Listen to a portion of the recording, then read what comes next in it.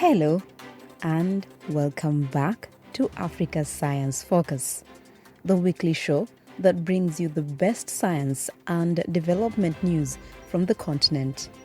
I'm Halima Athmani. In 2015, the world committed to end hunger and the worst forms of malnutrition by 2030. But last week on Africa's Science Focus, we heard how 1 in 3 children are stunted in some parts of Sub-Saharan Africa and how the global cost of living crisis is likely to have deep impacts on food security. Maize production is expected to plummet in some countries this harvest.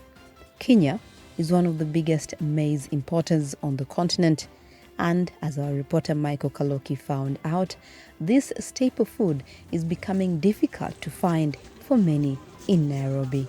So I'm here on a street in one of the neighborhoods of the city of Nairobi, and I'm standing next to a shed where there's a lady who sells maize. And I'm just going to have a bit of a chat with her. Hello, madam, how are you? I'm fine. What are your names? My name is Christina Diambo. Christina, I see you're selling maize here. Has it been easy to find maize to sell, and is the price good? Would you say the price of maize when you buy it is good? The price is too high. I buy one at 20 bob. You saying you buy one maize cob here at 20 shillings, which is about 20 US cents. Are you getting a lot of customers coming to buy your maize? No, nowadays there is no customers. Why? Because the price is too high. Oh, so you're not getting as many customers as you used to before? No, I can't get them because the price is too high, so they are not coming. How much do you sell maize to your customers? You told me that you buy it for 20 shillings, that's 20 US cents. When you're selling it, how much do you sell it to your customers? I sell at 30 bob per maize. Okay, so that's 30 shillings per maize cob. That's 30 US cents. So you're saying nowadays you're not getting a lot of customers to buy your maize as you used to in the past? Yes, they are not coming. Regular maize customers like James Otiato are worried that rising prices could hurt families who are already struggling to put food on the table. Do you have concerns about the current cost of maize flour? Yeah, I've got concern because the price rate that have just risen, it's so astonishing, whereby people are wondering where the country is going to, because maize being the staple food of us people here in Kenya, it has become the key issue whereby people are starving out here and they can't get the price. The price, most of the people can't manage to afford the maize flour price. Zambia, Tanzania, and South Africa supply much of Sub-Saharan Africa's maize. It's estimated that Kenya alone will need to import 700 million kilograms of maize in the coming season. That's about 20% of the amount of maize that the region will need to import. Michael found out more from Mario Zappacosta, a senior economist at the Food and Agriculture Organization of the United Nations. This year, Tanzania had a below average harvest compared to the previous year. There are now estimates that it would be 16% below. And this is due to drought at the beginning, at planting time of the main season. But then even other factors affected yields, like armyworm infestation, especially in the east, and a reduced fertilizer usage in some regions because of high prices. The problem of fertilizer, we know it's now worldwide, but in particularly we can say that in Tanzania, because the government in 2021 removed price ceilings. This had an impact obviously on prices that, let's say, in the last 2 years have more than doubled. And then obviously this led to a reduction of the available surplus in Tanzania, and the exports from the country, exports of maize, are expected to decline from 800,000 tons in 21 to only 100,000 tons in 22. What will this mean for food prices and food security in Sub-Saharan Africa? So we know that some countries may need to find their commodities, including maize, from other markets which are more distant and with obviously higher costs. We know now, for example, that due to the war in Ukraine, the grain market, now starting with the wheat, but then it will also bring the maize that is going to be planted now in Ukraine and be harvested at the end of the year, and prospects are not good. So this will upset the market of grains. And I would like to highlight the concern that we have is through the high cost of energy, because we know that agriculture is a very intensive user of energy, and we see that all the energy sources, the prices of energy is going up and up. So we are talking about gas, fuel, coal.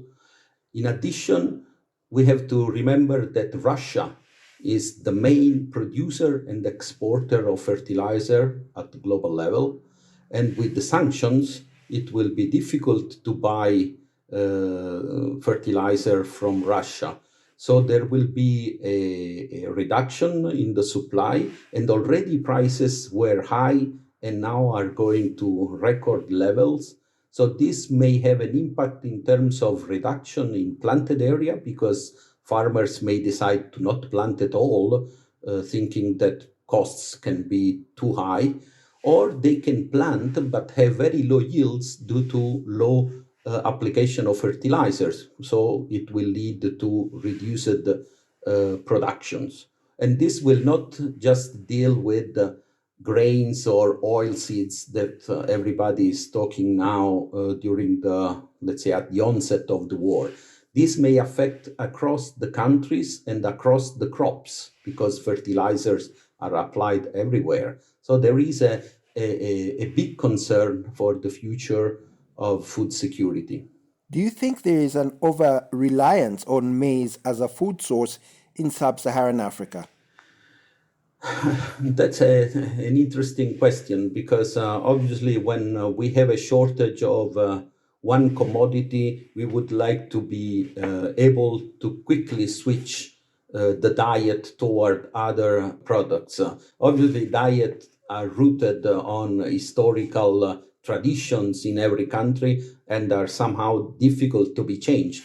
However, I think it's important to try to diversify, to even to improve the diets, substituting some commodities, some food that maybe is not so rich in nutrients and vitamins, with others that have a higher quality. So definitely the governments can implement this type of programs. However, it takes time. So these are long-term, I would say, plans that could be implemented. For now, maize remains an everyday part of regional diets. Tebadi Burgess, a researcher and graduate from South Africa's Rhodes University, tells us more. Maize is an important staple food to billions of people, making it quite an important crop with regards to food security. And maize production relies generally on natural rainfall, so major changes in rainfall will affect the production and yields of maize. And as the climate changes, rainfall is expected to decrease in many regions, as well as more frequent and severe droughts. And obviously, atmospheric CO2 levels are ever increasing as a result of industrialization, adding to the mix of environmental and climatic factors that affect the production, growth, and yields of maize. Carbon dioxide released by burning fossil fuels is driving climate change, drought, and floods, which are having major impacts on farmers. Tebadi and her colleagues have just published new research which demonstrates how higher rates of carbon dioxide, also known as CO2, could lead to higher yields in maize crops.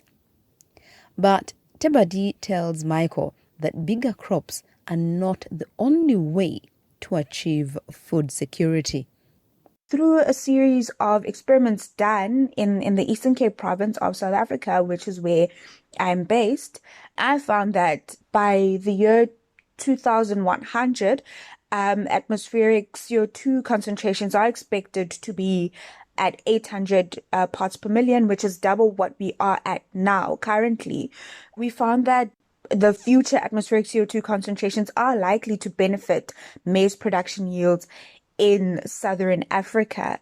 And so two clear implications came forward from the results of my research that firstly, under elevated CO2, less water is required to sustain crop yields. And secondly, that elevated CO2 will affect food security regarding maize cultivar selections and the nutritional value of grains. Food security will be affected by both changes in grain quality and quantity. And so crop breeding for future climate scenarios will be needed to address both these responses. Tebadi, what challenges did you face in your research based on the fact that it is almost predicting something that lies in the future? So one of the biggest challenges that I found that when I needed to collect maize grains to analyze them for nutritional content, I didn't have enough yields to have enough grains to measure the full spectrum of the different nutrients needed for humans to live a healthy and food secure life. And so that brought in the challenge that we couldn't get a bigger picture of the nutritional impact of elevated CO2 on maize grains. We couldn't look at all the different nutrients available in maize. And so that's definitely something that needs to be looked at in the future, considering the nutritional part of things. What implications do you think your discovery will have on food security in Sub-Saharan Africa? So elevated CO2 could result in increased yields, but then it would also result in poor grains, so poor grain quality under water-stressed conditions. And the results of my study indicate that elevated CO2 and drought will reduce the nutritional value of maize by lowering its protein content. And as it stands today, the majority of the world's population can now access enough food to meet their daily caloric requirements, but the food is not necessarily nutritious. And so Southern African maize producers, both smallholder and commercial, have been shown to prefer maximum grain yields above factors such as nutrition and taste. And that means that maize breeders that look into improving their varieties and the grains that they sell, that they need to improve them to be better adapted to the changing climate and to produce maximum yields and improving the crop's nutritional value. And so it's not enough to have enough food, but the food also needs to be nutritious. And so although elevated CO2 can improve maize yields, that only addresses one aspect of food security.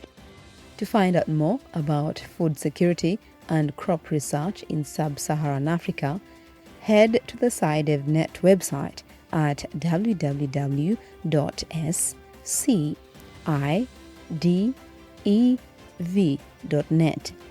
And don't forget to subscribe, rate, and leave a review for Africa Science Focus wherever you listen to your podcasts.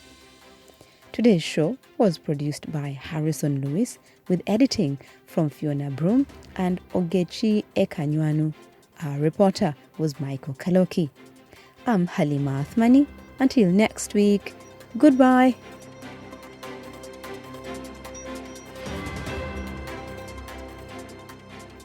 Africa Science Focus is produced by SciDevNet and distributed in association with your local radio station.